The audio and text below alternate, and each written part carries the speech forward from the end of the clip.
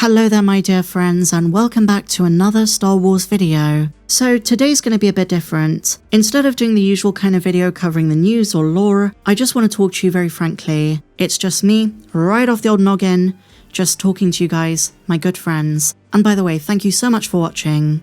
So, as you guys know, it's been a pretty eventful week in terms of Star Wars updates. We had some Starfighter news, a new look at the Mandalorian and Grogu, but the big topic was Kathleen Kennedy finally stepping down. Nothing is official just yet, but Puck News reported an announcement is imminent. Certain insiders like Jeff Snyder corroborated this info, and they said her exit interview is all planned. It could be as soon as next week. And Kathy is passing the baton down to Dave Filoni and Lynwen Brennan, who is already co-president and she's in charge of Lucasfilm business. And as I said when I originally covered this, Star Wars fans have had a plethora of different reactions, ranging from meh, who cares, nothing's gonna change, Dave Filoni's a creative type, he's already CCO, to those who say it's time for some fresh blood. And then, on the far more pessimistic end, there are people who say, it's too little too late. Star Wars is dead, they exclaim. There's no point in trying to revive it. As long as it's under Disney, there is no hope.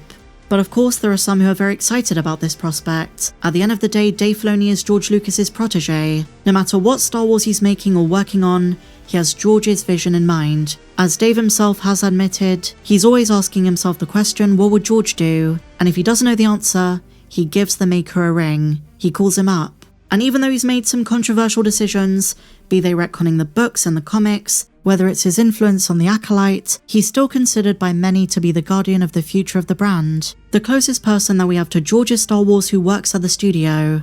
Is it true? I would say so. It's between him and Doug Chang. But whether you like Dave or you don't, the million-dollar question is he going to make a good president, or should I say co-president? And what is the brand going to look like under Filoni and Brennan?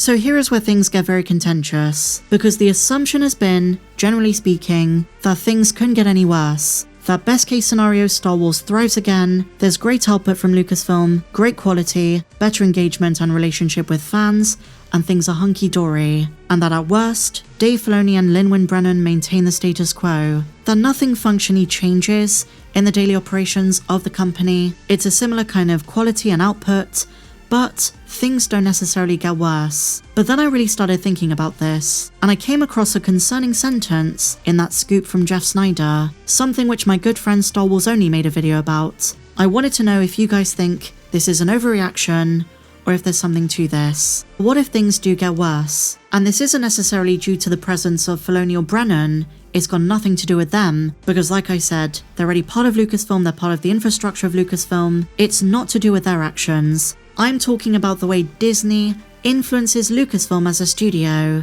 Certain things Dave Filoni can't say no to, which Kathy could. Because remember guys, she was a legacy executive producer. Her role and her word in Hollywood held a lot of weight. Way more than Dave, and way more than a business type like Lynwen Brennan. And so with this in mind, this is what Jeff Snyder said that got me a bit concerned. With a decrease of Disney Plus shows, and with the two standalones coming soon, they want to return to the classic format with Simon Kinberg's episode 10, 11, and 12. And the key difference between Dave Filoni in charge and Kathleen Kennedy is that the new co-presidents do not have the luxury of 7 years between releases. And just keep in mind, the gap between The Rise of Skywalker and the Mando movie was entirely inadvertent. Cancellations, delays, Lucasfilm not being satisfied with the quality of work, and a lot of those calls came down to Kathy. We know she wasn't happy with so many early drafts of, well, a plethora of Star Wars films. We were going to have a Kenobi trilogy, Rogue Squadron, and the idea originally was that Disney wanted Lucasfilm to produce a movie every single year. Kathy was the one who pushed back. She said, I'm not happy with the quality, not happy with this, that, or the other creative, and so it's back to the drawing board. We need to think this through. Her creative choices I'm not trying to defend, there's so much you can blame on her. However, with her gone, Lucasfilm is going to be under so much more pressure. Because think of it this way, from the corporate side, from the business end, Disney might pretend they want quality content, but they don't. They want consistency, a consistent flow of average content. Content that just pleases the masses and makes a solid return. But this just proves they don't understand Star Wars. And this even goes back to what George said, you can't do Star Wars on the cheap, and you can't rush it. It's the story and the characters first. Did Kathy always get this right? Honestly, no, I don't think so. More often than not, she made decisions which were detrimental to the brand. The sequel trilogy is a great example of this, putting the wrong creatives in charge and not having a solid plan. That being said, when it came to the mouse meddling in Lucasfilm affairs, at the very least she seemed to push back. And Disney, they gave a crap about her opinion. From the sounds of things, with Kathy gone, Disney's gonna have a much stronger say on the inner workings of Lucasfilm and the future of the Star Wars franchise. So if you think it's all gonna be hunky-dory and everything's gonna be amazing, not necessarily true. Maybe the consistency of releases is gonna ramp up, maybe they will be looking to release a movie a year, but does that guarantee any semblance of quality? Honestly, no. So that, to me, is very scary.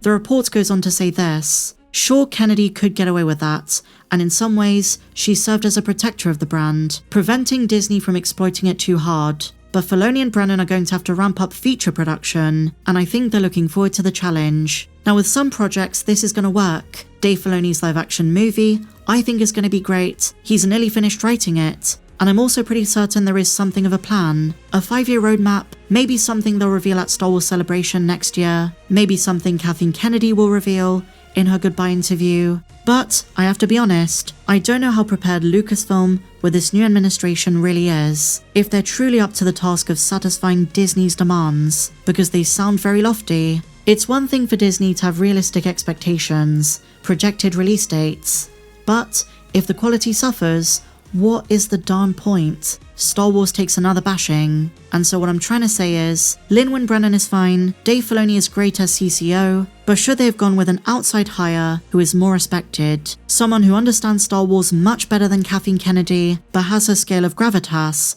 when it comes to big decisions and pushing back against Disney oversight. And one final consideration, I wonder how candid and honest Kathy's going to be in her upcoming interview. It's been described as cushy, it's been organised by her personal assistant, so it's going to be very much in her own domicile, her own terrain. She can be as honest or as PR friendly as she wants. I reckon it's going to be the latter. It's going to be full of her accolades and her talking about her time at Lucasfilm, but some things we'll never learn the truth about. But the recent Hunt for Ben Solo situation, that truly brought a lot of these conversations to light. What is Lucasfilm going to be like without Kathleen Kennedy? Could things get worse? I try to be very balanced and nuanced in this video, but these questions do come to mind, and it sounds like Disney's going to be happy for a new administration, but does it come at the expense of the future of Star Wars? If you enjoyed this video, my friends, please be sure to give me a big fat thumbs up, subscribe if you're new, and may the Force be with you, always.